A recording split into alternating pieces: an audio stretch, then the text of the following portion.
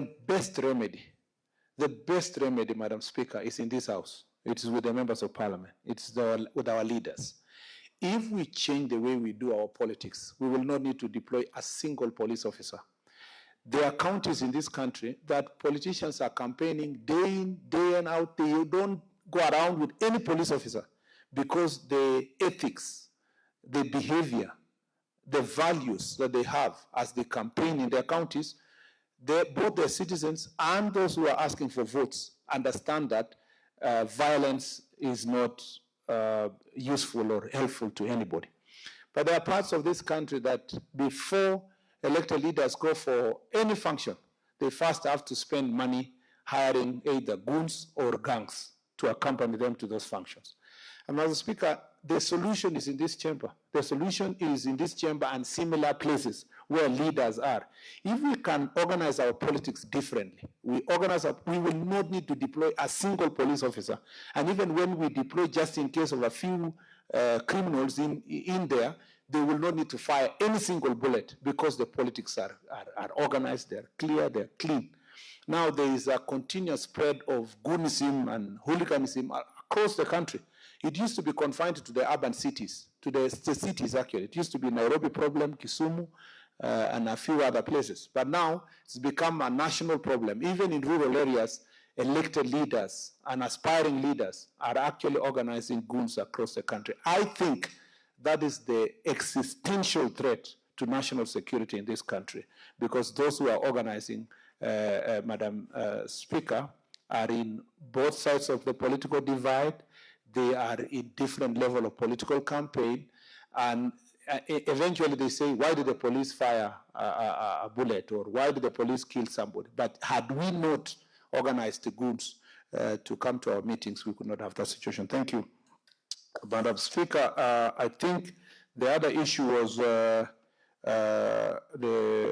a good question that was asked by the Senator of Nandi regarding the investigations that are going on in that accusation of alleged police brutality in Nandi County, and in the situation of Father Lois, who died in our county last year.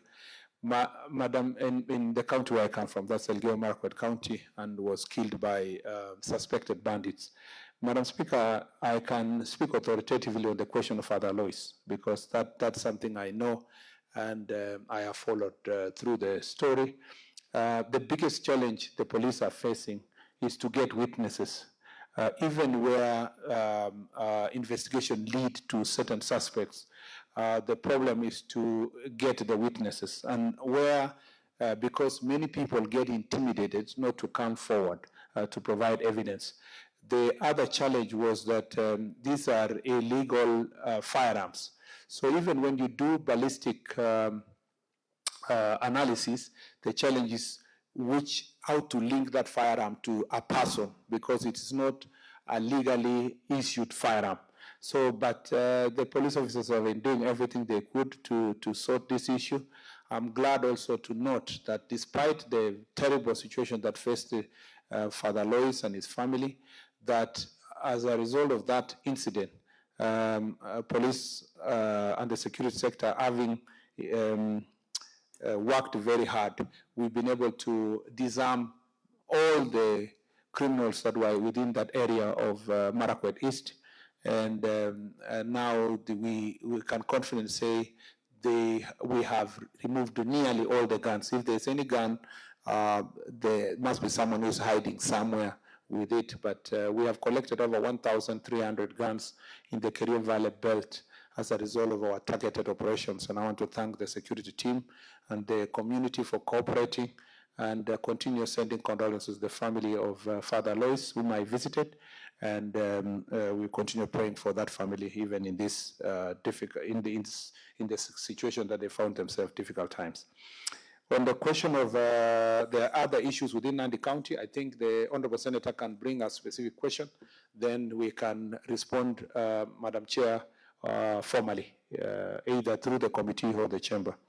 On the use of force, on Senator Wambua, I had already responded to that issue on my policy directive on use of force that I issued on 18th of July 2025. On the question of rallies, I think Honorable Veronica Minor, I have also responded to that issue in terms of, yes, the police are being trained to manage public crowds in situations that may come up during rallies, but it's more important for us to organize ourselves better. I think that's it. Yeah, I don't think there was any other question. I thank you, Madam Chair.